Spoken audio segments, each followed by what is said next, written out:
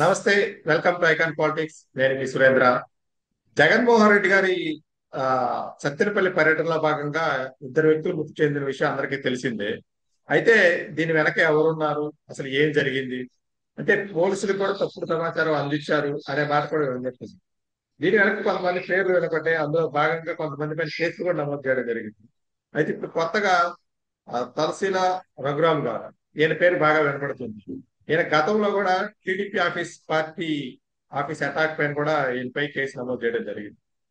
ఇదే విషయమై మనతో మాట్లాడడానికి సీనియర్ జర్నలిస్ట్ శ్రీనివాస్ గారు ఉన్నారు. నమస్తే సార్. నమస్తే సురేంద్ర. ఏంటి ఆ, అంటే టీడీపీ ఆఫీస్ అటాక్ లో లేలా అప్పిరెడ్డి గారి పేరు కూడా వినపడింది. అప్పుడు కొంతమంది పేర్లు వినపడింది, కానీ ఇప్పుడు మళ్ళీ ఈ యాక్సిడెంట్ విషయంలో తలశీల రఘురామ్ గారు అండ్ లేలా అప్పిరెడ్డి గారు, అంబటి రాంబాబు, సో కొంతమంది పేర్లు వినపడుతున్నాయి. ఈ తలశీల రఘురామ్ గారి పాత్ర ఏంటి అసలు వైఎస్ఆర్సీపీకి సంబంధించి కానీ ఇటువంటి విషయాల్లో కానీ? తలసేల రఘురాము అనే వ్యక్తి పార్టీ కేంద్ర కార్యాలయం అంటే వైఎస్ఆర్సీపీ పార్టీకి సంబంధించిన అంటే ఆ పార్టీ కార్యాలయానికి ఇన్ఛార్జ్ గా పనిచేస్తూ ఉంటాడు. లేళ్ల అప్పిరెడ్డి ఎమ్మెల్సీగా ఉన్నట్టున్నాడు. మొత్తం మీద వీళ్ళందరూ కూడా జగన్కి అత్యంత సన్నిహితంగా ఉండేటువంటి వ్యక్తులు.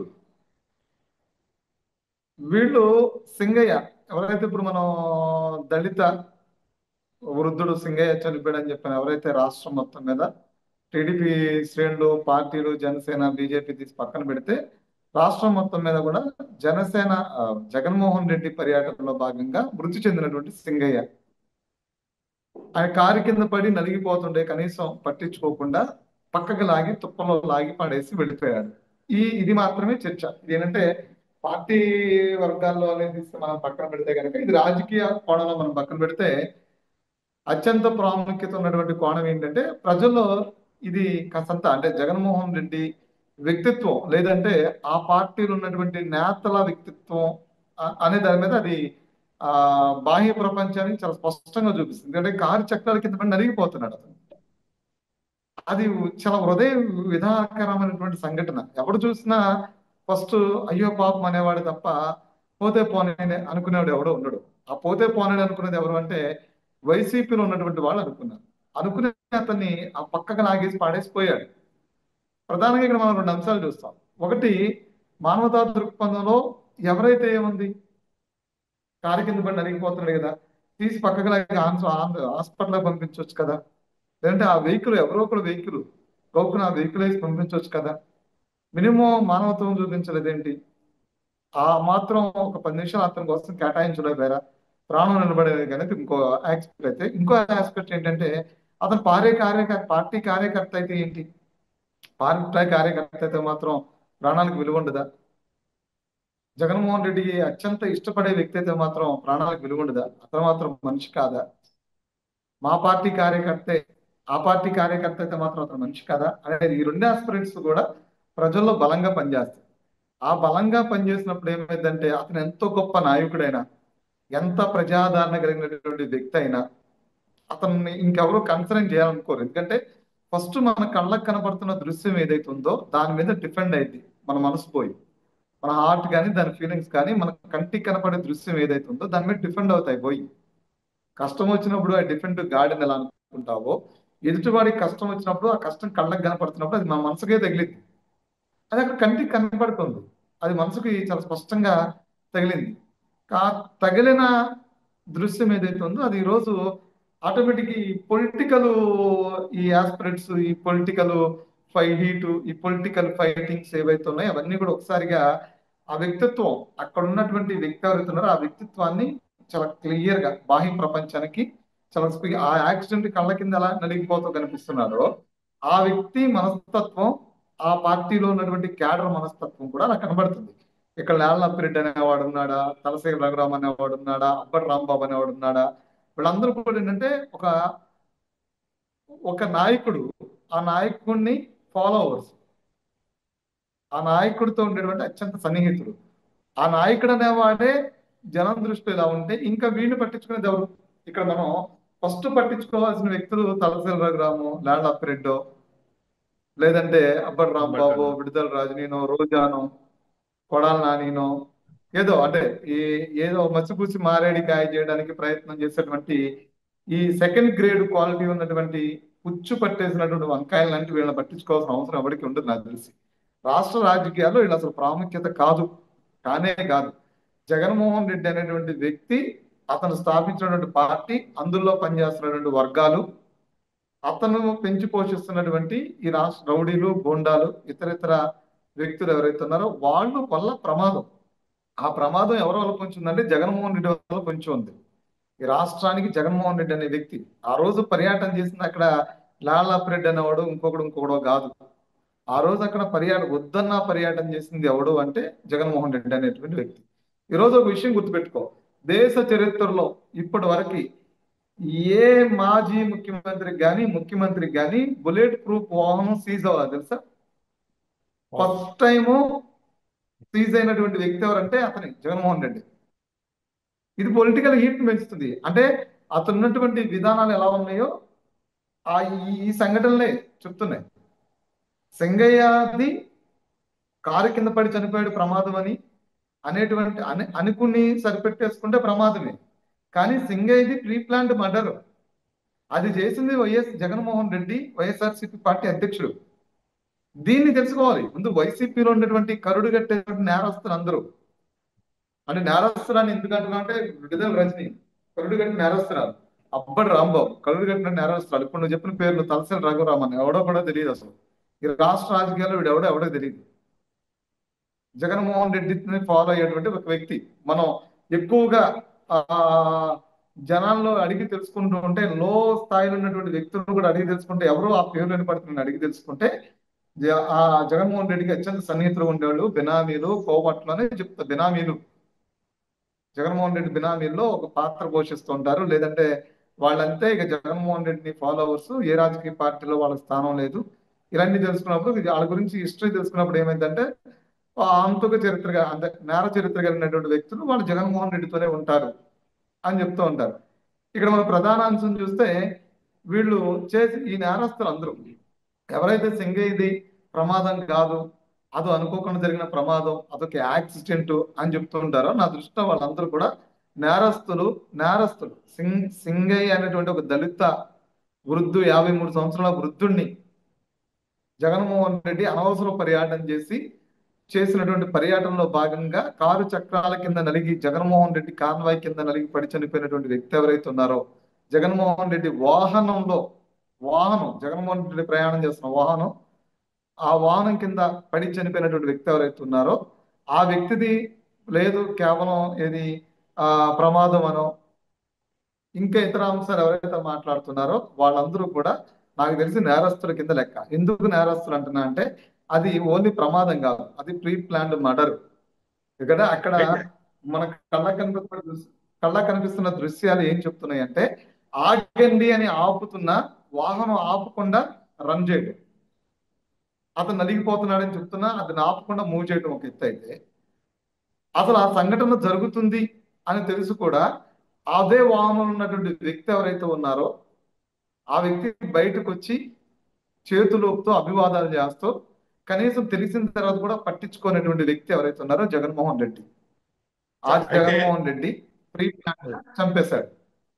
అయితే ఏంటి A1 గా చేసినటువంటి డ్రైవర్ ని ఆయన కానిస్టేబుల్ అంటారు అరెస్ట్ చేయడం జరిగింది. ఆ సంఘటనకు సంబంధించినట్టు వాహనం ఏదైతే తగిలిందో ఆ వాహనాన్ని సీజ్ చేయడం జరిగింది. అంటే A2 గా ఉన్నటువంటి జగన్మోహన్ రెడ్డి గారిని కూడా అరెస్ట్ చేసే అవకాశం ఉందంటారా? అంటే గతంలో చాలా కేసులు కూడా ఉన్నాయి, బట్ ఇది ఒక కేసు అవుతుంది అంతే జగన్మోహన్ రెడ్డి గారిని. బట్ ఈ విషయంలో అరెస్ట్ చేసే మామూలుగా అవకాశం ఉందా?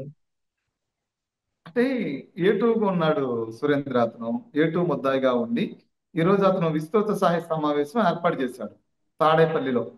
అతని ఇంట్లో విస్తృత స్థాయి పార్టీ నేతలతో విస్తృత స్థాయి సమావేశం ఏర్పాటు చేశారు. అంటే విస్తృత స్థాయి సమావేశం ఏర్పాటు చేశారు అంటే జరిగినటువంటి సంఘటనని మీద వాళ్ళకి ఏ భయం ఉండేదంటే అరెస్ట్ చేసుకుంటే చేసుకోండి అనేది ఒక ధీమా అయితే అరెస్ట్ చేసే అవకాశం లేదు కదా.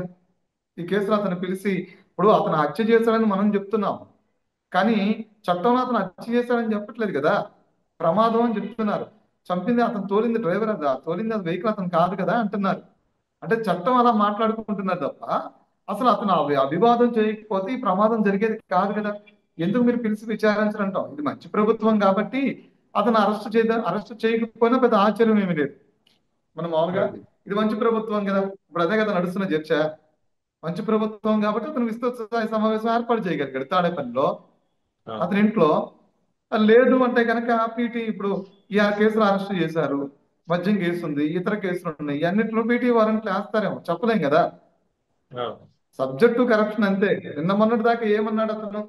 నిన్న ఏమన్నా మొన్న 2 రోజుల కింద కూడా సమావేశం పెట్టి ఏమన్నాడు? సీజ్ ద షిప్ అన్నారు. షిప్పు లేదు, భీము లేదు, సీజు లేదు అని చెప్పి ఎటకారంగా మాట్లాడారు. ఇతను బుల్లెట్ ప్రూఫ్ వాహనం సీజ్ చేశారు. అంతే కదా. ఏమో ఆ. అలాంటి సబ్జెక్టు కరప్షన్ అలాంటిది ఏమైనా జరగచ్చేమో, పీటీ వారెంట్స్ అంటే చేయొచ్చేమో చెప్పలేం కదా. కానీ అంటే మంచి ఆ, ప్రభుత్వం కాబట్టి అంటే అంటే చెప్పండి. ఏమంటారు అక్కడ కాకినాడ పోర్ట్ లో సీజ్ ద షిప్ అన్నారు. ఆ షిప్ కు సంబంధించిన బియ్యం కానీ ఇవన్నీ వెళ్తున్నాయని మాట వినకూడదు. ఇప్పుడు ఈ సూయిస్ ద ఎటకారంగా కారణం కూడా మాట్లాడాలి కదా. పెద్ద మ్యాటర్ ఏం కాదంటారు ఇది కూడా అయితే. సీజ్ ద షిప్ అన్నాడు పవన్ కళ్యాణ్. షిప్ పాప జగన్మోహన్ రెడ్డి అన్నాడు, ఎటకరంగా మాట్లాడాడు. అక్కడ బియ్యం లేవు, షిప్ లేదు, సీజు లేదు అని చెప్పాడు, ఎటకరంగా మాట్లాడారు. కానీ దేశంలోనే ఎవరికి జరిగినటువంటి దారుణమైన పరాభవం ఇతను జరిగింది. ఇతను వెహికల్ సీజ్ చేశారు, బుల్లెట్ ప్రూఫ్ వాహనం. ఏ రాజకీయ నేతకి జరగలేదు ఇంతవరకు, ఇతనికి జరిగింది కదా. ఇతను వెహికల్ సీజ్ చేశారు. ఇది ఆ ఎటకారపు మాటలు. తర్వాత ఇది ఈ పరిణామం జరిగింది. కానీ రేపొద్దున అరెస్టు అనే దాంట్లో మంచి ప్రభుత్వం, కూటమి ప్రభుత్వం మంచి ప్రభుత్వం కాబట్టి అరెస్టు చేయకపోవచ్చు. లేదంటే చేసిన తర్వాత పీటీ వారెంట్లు ఇవ్వచ్చేమో చెప్పలేం కదా. ఇప్పుడు ఈ కేసులో అరెస్ట్ చేస్తారు, లిక్కర్ కేసులు మిగతా కేసుల మీద పీటీ వారెంట్లు వేస్తారేమో. ఏదో ఒక కేసులో ముందు అరెస్ట్ తీసుకుంటే మిగిలిన కేసులో పీటీ వారెంట్లు వేస్తారు.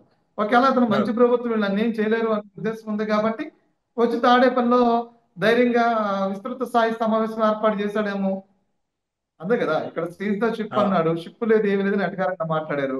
బుల్లెట్ ప్రూఫ్ వాహనాన్ని సీజ్ చేశారు కదా. అవును. అలాగే ఈ కేసులో అరెస్ట్ లేదు అనుకుంటారు, నన్ను ఎవడో అరెస్ట్ చేయలేడని చెప్పని వచ్చి విస్తృత సమావేశం ఏర్పాటు చేశారేమో. ఆల్రెడీ పోలీసులు పోయారు. ఆ, పోలీసులు ఆల్రెడీ తాడేపల్లి ప్యాలెస్కి వెళ్ళారు. నోటీసులు ఇస్తారు, మీరు విచారణకు రండి అంటారు. డైరెక్ట్ గా నోటీసులు ఇస్తారు, విచారణకు రండి అంటారు. విచారణకు వచ్చాడు అంటే సరే సరే, విచారణకు రాలేదనుకో ఎవడైతే ఏముంది. ఈ దేశంలో ఆ. మనకు రాసినటువంటి రాజ్యాంగం, మనకున్నటువంటి భారత శిక్షా స్మృతులు, భారత న్యాయ సంహిత ఏదైతే ఉందో అది సురేంద్రకి, శ్రీనివాస్కి, జగన్మోహన్ రెడ్డికి అందరికీ ఒకటే. అర్థంగా ఓకే. ఏమీ లేదు. నీ వల్ల ప్రమాదం జరిగింది అంటే దానికి కారణం నువ్వు అని చెప్పిన అక్కడ ఎవిడెన్సెస్ ఏదైతే ఉన్నాయో ఆ ఎవిడెన్సెస్ పర్టికులర్ గా చూపిస్తున్నంత వరకు ఏ న్యాయమూర్తి అయినా ఒకేలా స్పందిస్తాడు. ఓకే. సాధారణ ప్రీతులు ఎలా స్పందిస్తున్నారో కోర్టులో జడ్జిమెంట్ చేసే జడ్జి కూడా అలాగే స్పందిస్తాడు. ఆ న్యాయ శాస్త్రాలు అవే చెప్తున్నాయి. అతను చేసినటువంటి నేరాన్ని బట్టి ఆ శిక్షణ విధించండి అని చెప్తుంది చాలా పర్టికులర్ గా. అక్కడ డ్రైవర్ వాహనం మాత్రమే తోలడేమో, ఆ వాహనం తోలి సింగయ్య ప్రాణం తీసిన దానికి ప్రేరేపించినటువంటి వ్యక్తి ఎవరంటే జగన్మోహన్ రెడ్డి. ఆ వ్యక్తి అలా ప్రేరేపించడానికి కారణం ఎవరంటే అతని కింద ఉన్నటువంటి వ్యక్తులు ఎవరైతే నరాంతకులు ఉన్నారు కదా. ఆ, నరాంతులు ఎవరో రోజా కావచ్చు, రజనీ కావచ్చు, అబ్బడి రాంబాబు గారు కావచ్చు, వాడెవడో నాడు చెప్పో పేర్లు ఎవడో ఇద్దరు వాళ్ళెవరో కావచ్చు, ఆడెవడో తలసీల రఘురాము, రఘురామ్. వీడెవడో కూడా ఎవడో తెలియదు. ఈ దేశంలో ఎవరన్నా వీడన్నా ప్రజాస్వామ్యంలో గొప్ప పోరాట యోధుడా అంటే కాదు, నేరస్తుడు. వీడిని కూడా గౌరవించాలని చెప్తారు కొంతమంది సోకాళ్ళు మేధావులు ఉంటారు. వాడిని కూడా గౌరవించాలంటారు. ఓకే. వాడు ఈడు అన్నారని అంటారు. వాడు అన్నదాన్ని ఉమ్. పట్టుకుంటారు తప్ప వాడిని నేరస్తుడు రా బాబు, వాడు కరుడు కట్టిన తీవ్రవాది, వాడిని ఎలా గౌరవిస్తా ఉంటాం. అవునా కదా. మన ఆ, లెక్క అనుకుంటే ఆ పహల్గామా దానిలో టెర్రరిస్టులు ఉన్నారు కదా, రేపొద్దున వాళ్ళని కూడా గౌరవించాలంటారు వీళ్ళు. వీళ్ళని గౌరవించాల్సి వస్తే వాళ్ళని గౌరవించాల్సిందే. నా దృష్టిలో ఆ కంపారిజన్ అలాగుంటుంది. ఏదైనప్పటికీ ఫైనల్ గా నేను ఒక విషయం అయితే చెప్పగలను. పోలీసు వ్యవస్థలో పోలీస్ కోవర్టులు ఉన్నంత కాలం కూడా జగన్మోహన్ రెడ్డి ఏ అరాచకాలు చేసినా, వైసీపీ నేతలు ఏ అరాచకాలు చేసినా బయట బాహ్య ప్రపంచంలో బయటకు వెలుగులోకి రావడానికి చాలా సమయం పడుతుంది. సింగయ్య కారు కింద పడి నలిగి చచ్చిపోయి చక్రాల కింద, జగన్మోహన్ రెడ్డి రథ చక్రాల కింద పడి నలిగి చచ్చిపోయినటువంటి సింగయ్యది ఇలాంటి ఇలా జరిగింది, ఈ ఈ ఈ యాక్సిడెంట్ ఇలా జరిగింది, ఈ ఉదంతం ఈ సంఘటన ఇలా జరిగిందని తెలుసుకోవడానికి, ప్రపంచాన్ని తెలుసుకోవడానికి 4 రోజులు పట్టింది. దాని వైఫల్యం ఎవరిది అంటే పోలీసుది. అంటే అంత బాగా జగన్మోహన్ రెడ్డి కోసం కోవట్లుగా పనిచేసిన వ్యక్తులు ఉన్నారు. దాన్ని నువ్వు అడిగావు డ్రైవరు అని. ఆ డ్రైవరే 11 ఏళ్ళు అయింది జగన్మోహన్ రెడ్డికి డ్రైవర్ గా వచ్చి. అతను ఆ ఆర్మూర్ దాంట్లో పనిచేస్తున్నటువంటి వ్యక్తి, ఆర్మూర్ బెటాలియన్ పనిచేస్తున్నటువంటి వ్యక్తి. అతను రిక్రూట్ అయ్యి 11 ఏళ్ళు అయింది. 11 ఏళ్ల నుంచి జగన్మోహన్ రెడ్డి దగ్గరే ఉన్నాడు అతను. అంటే చూడు ఎంత నమ్మకస్తులైనటువంటి పోలీస్ డిపార్ట్మెంట్ లో ఉన్నారు. అతను పోస్టింగ్ ఎక్కడో తెలియదు, అతను ఎప్పుడు రిక్రూట్ అయ్యాడో తెలియదు, అతని ఆధారాలకు సంబంధించి ఇప్పటికీ ఈ పోలీసుల దగ్గర సరైనటువంటి ఇన్ఫర్మేషన్ లేదు. చూడు అంటే ఎంత బాగా పనిచేస్తుందో పోలీస్ వ్యవస్థ జగన్మోహన్ రెడ్డి కోసం. అంటే అంత బాగా పోలీసు వ్యవస్థ, ఇంకా జగన్మోహన్ రెడ్డి కోసం పోలీసు వ్యవస్థలో చాలా మార్పులు చేయాలి. మరి సంవత్సరం అయింది, ఈ సంవత్సరంలో మరి పోలీసు వ్యవస్థ మీద పట్టు సాధించిందో లేదో నాకైతే తెలియట్లేదు కూటమి ప్రభుత్వం. పట్టు సాధించకపోతే ఆంధ్రప్రదేశ్ లో అత్యంత దారుణమైనటువంటి విఫలమైనటువంటి ఏదైనా శాఖ ఉందంటే అది హోంశాఖ అని చెప్పొచ్చు, చాలా క్లారిటీగా చెప్పొచ్చు. ఎందుకంటే సింగయ్య ఉదంతం తర్వాత ఈ విషయం బయటికి రావడానికి 4 రోజులు పట్టింది. వైసీపీ నేతలు ఎక్కడ ఎన్ని అరాచకాలు చేస్తున్నారు, ఇంకా ఎన్ని అరాచకాలు చేస్తున్నారు, వాళ్ళ మీద అసలు కేసులు నమోదు అవుతున్నాయా లేదా, ఇవన్నీ తెలుసుకోవడానికి కూడా ఇంకెంత కాలం పడుతుందో కూడా తెలియని పరిస్థితిలో ఆంధ్రప్రదేశ్ పోలీస్ శాఖ అంత బాగా జగన్మోహన్ రెడ్డికి సపోర్ట్ చేస్తుంది. చంద్రబాబు నాయుడు కనపడినా లేచి నమస్కారం పెడతారో లేదు తెలియదు కానీ, జగన్మోహన్ రెడ్డి కనపడంగానే అత్యంత అభిమానంతో పోలీసులు చాలా మంది లేచి నమస్కారాలు పెడుతున్నారు. వాళ్ళకి ఇంకా పనిచేస్తున్నారు. లాళ్ళ అప్పిరెడ్డి అనేవాడు, తహసీల్ రఘురావు అనేవాడికి అక్కడ గుంటూరు పోలీసు నుంచి ఒక పోలీసు నుంచి పూర్తి సహాయ సహకారాలు అందిని ఎప్పటికప్పుడే ఆ కేసుకు సంబంధించినటువంటి అంశాలని వాళ్ళకి చాలా క్లియర్ గా ఎప్పటికప్పుడు అప్డేట్ చేశారు. అంటే మరి దాన్ని బట్టి అర్థం చేసుకోవచ్చు పోలీసులు ఎంతమంది కోవట్లు ఉన్నారు. ఈశ్వరేంద్ర, ఇది మాత్రం ఫైనల్ గా మనం చాలా దగ్గరగా చూసిన అంశంలో ఇది మాత్రం క్లోజ్ గా చెప్పగలం. ఓకే. ఇంకా ఎన్ని ఏదేమైనప్పటికీ అనుమానాలు ఏమన్నా? లేదు, అంటే ఏదేమైనప్పటికీ కార్యకర్తలే నష్టపోతున్నారు కాబట్టి కార్యకర్తలు కూడా ఇలాంటి ర్యాలీలకి ఇలాంటివి వెళ్ళేటప్పుడు కొంచెం జాగ్రత్తగా కార్యకర్తలు ఉండాలని నష్టపోరు సురేంద్ర. సురేంద్ర, కార్యకర్తలు నష్టపోవడం కాదు, మోసపోతూ ఉంటారు. ఆ, నష్టం అయితే అదే. ఏముంది, వాళ్ళకి మా అయితే ఏముంది, ఎన్నికల్లో తిరిగి డబ్బులు ఖర్చు పెట్టుకుంటారు సురేంద్ర. మా ఆ, అయితే ఏముంది, వాళ్ళ వాళ్ళ టైంలో కొద్ది కాలం సమయం పోద్ది, అదే నష్టం కాదు. ఆ, అదేమన్నా పెద్ద నష్టం ఏం కాదు. మన జీవితంలో ఏం పెద్ద నష్టాలు ఏం కాదు. మనం తిరిగి ఆ, సంపాదించుకునేదన్నా పెద్ద నష్టం ఏం కాదు. కానీ మోసపోతూ ఉన్నారు. మోసం అనేది ప్రమాదం కదా. ఆ, నువ్వు నష్టం చేస్తే, నువ్వు నాకేం సురేంద్ర అన్న కూడా 1000 రూపాయలు నష్టం చేస్తే, 10,000 నష్టం చేస్తే నాకేం పోదు. సురేంద్ర నేనేమి అసహించుకొని సురేంద్ర నేనేం దూరం అవును. కానీ సురేంద్ర నన్ను మోసం చేస్తే అసహించుకుంటే దూరం అవుతా. ఆ, మోసం జరుగుతుంది. ఓకే. అదే ఈ పెద్ద మాటలు ఒకవేళ కూటమి ప్రభుత్వానికో, టీడీపీకో, జనసేనకో, బీజేపీకి నచ్చకపోవచ్చు కానీ అది ట్రూ ఫ్రాంక్ పర్టికులర్ గా అది అది చాలా దగ్గర వాస్తవం అది. ఆ, ఎవరిని కాపాడే ప్రయత్నం చేస్తున్నారు మీరు అసలు? జగన్మోహన్ రెడ్డిని కాపాడే ప్రయత్నం చేస్తున్నారా? భారతీయుని కాపాడే ప్రయత్నం చేస్తున్నారా? వైసీపీని ఆ జగన్మోహన్ రెడ్డి కోవట్లు ఎవరైతే టీడీపీలోకి వచ్చారో వాళ్ళని కాపాడే ప్రయత్నం చేస్తూ ఉన్నారా? ఎవరిని కాపాడే ప్రయత్నం చేస్తున్నారు? ఎందుకు మీరు వాస్తవాలు బాహ్య ప్రపంచంలో బయటికి రాకుండా వదిలేస్తున్నారు? ఎందుకు అరెస్ట్ చేయరు జగన్మోహన్ రెడ్డి? జగన్మోహన్ రెడ్డి అయితే ఊరుకునేవాడు తెలుసా? చంద్రబాబు నాయుడిని తీసుకొచ్చేసాడు ఎక్కడెక్కడో కర్నూలు నుంచి బస్సులో బంధించి, రాత్రి తెల్లవారు బస్సులో బంధించి తెల్లారినాక బయటికి తీసుకొచ్చి నిర్దాక్షిణ్యంగా అక్కడికక్కడ అరెస్టు వారెంట్ నోటీస్ ఇచ్చి తీసుకుని వచ్చాడు. అక్కడెక్కడి నుంచో తీసుకుని వచ్చాడు, బై రోడ్డు తీసుకుని వచ్చాడు. దారిలో ఫోన్ కాల్ మాట్లాడడం లేదు. నిర్దాక్షిణ్యంగా తీసుకొచ్చి 74 సంవత్సరాల వయసున్న వ్యక్తిని 3 సార్లు ఉమ్మడి ఆంధ్రప్రదేశ్ కి ఉమ్మడి ఆంధ్రప్రదేశ్ కి ఆ, ఉమ్మడి ఆంధ్రప్రదేశ్ విభజన ఆంధ్రప్రదేశ్ 3 సార్లు ముఖ్యమంత్రి చేసిన వ్యక్తిని నిర్దాక్షిణ్యంగా తీసుకొచ్చి ఏసీబీ కోర్టులో నుంచోబెట్టారు. వాదన చంద్రబాబు నాయుడు వినిపించుకోవాల్సి వచ్చింది. నా గ్రాఫ్ ఇది, నా క్రెడిబిలిటీ ఇది, నేను ఇది, నా జీవిత చరగామంలో నేను ఎదుర్కొన్న సవాళ్ళు ఇవి, నేను చేసిన మంచిది, నేను ఎక్కడ చెడు చేయలేదు, 10 రూపాయలు మోసం చేయలేదు, 40 ఏళ్ల రాజకీయ జీవితం నా మీద మచ్చలేదు అని చెప్పని ఆయన కానుక చెప్పుకోవాల్సి వచ్చింది. జగన్మోహన్ రెడ్డి అనేవాడు తీసుకొచ్చి నిర్దాక్షిణ్యం నుంచోబెట్టాడు. మీ వల్ల కాలే, మీరు చేయట్లేదు అంతే. మీరు ఎందుకు చేయట్లేదు? మీరు మంచి ప్రభుత్వం, మీరు మంచివాళ్ళు, మీకు నమ్మి ఓట్లు వేసినటువంటి కార్యకర్తలు వీళ్ళందరూ దుర్మార్గులు. జగన్మోహన్ రెడ్డి దాడులు ఎదుర్కొన్న వాళ్ళు ఇవాళకి నేను చెప్తా, ఇవాళకి జగన్మోహన్ రెడ్డిని సోషల్ మీడియాలో వ్యతిరేకించిన వాళ్ళు ఈ రాష్ట్రంలో ఎన్ని కోట్లు ఉన్నాయి, అన్ని కోట్లు తిరుగుతున్నారు, ఆడాళ్ళు తిరుగుతున్నారు తెలుసా? కానీ అది చేయలేకపోయిన పరిస్థితి ఉంది. జగన్మోహన్ రెడ్డిని ఆ మాత్రం కూడా చేయలేనటువంటి పరిస్థితి కూటమి ప్రభుత్వం ఉంది. అదేమంటే ప్రజలు మమ్మల్ని ఇచ్చేస్తారని చెప్పనే అభిప్రాయం. ఓకే. సో ఎక్కడ దీనికి ముగింపు?